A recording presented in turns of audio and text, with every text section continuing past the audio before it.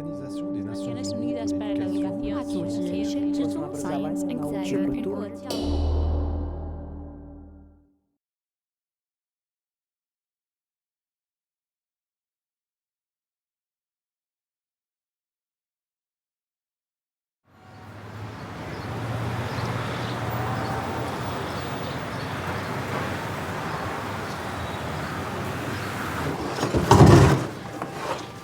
Une série de manivelles. Alors ça concerne les tentes qui étaient à l'extérieur. Vous voyez, on peut les mettre là-dedans et puis vous pouvez remonter, ça marche encore, hein, ça tourne, il y a un cliquet.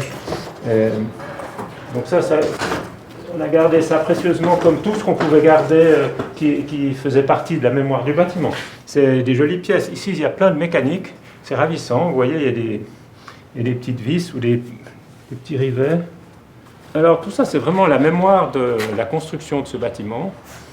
Vous voyez, au fond, quand on touche ces éléments, ça vous rappelle immédiatement où on les a pris, d'où ça vient, pourquoi c'était fait comme ça.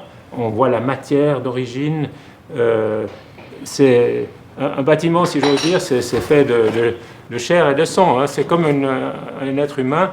Tout ce que vous voyez dans les livres, c'est souvent très intéressant, mais c'est un petit peu abstrait. Tandis que là, vous pouvez toucher les choses, vous les voyez.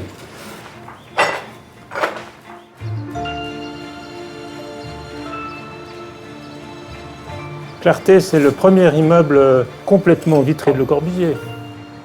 On retrouve vraiment l'idée du mouvement moderne, des immeubles industriels. Et c'est vrai que quand on vit ici, la lumière est très présente et très agréable. C'est un endroit magnifique pour ça. C'est très très agréable à vivre. Le quatrième. C'est peut-être ces pièces-là qui sont un tout petit peu plus Là, c'est un peu marquées, plus exposé, un peu plus marqué, oui. mais les rivets, non. Les rivets, c'est la même chose. Oui. Ça ne s'arrête pas tout à fait. Un bâtiment comme ça ne s'arrêtera jamais. Donc on doit avoir des gens, on doit avoir des copropriétaires qui comprennent qu'il faut continuer à entretenir.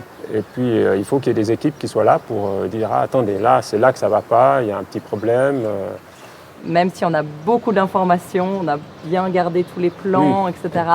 Mais il y a une mémoire quand même humaine qui est plus importante que tout ce qu'on peut trouver sur les ordinateurs. Je pense que ça, c'est très important. Et puis c'est un vécu, on a des souvenirs de ce qui s'est passé exactement.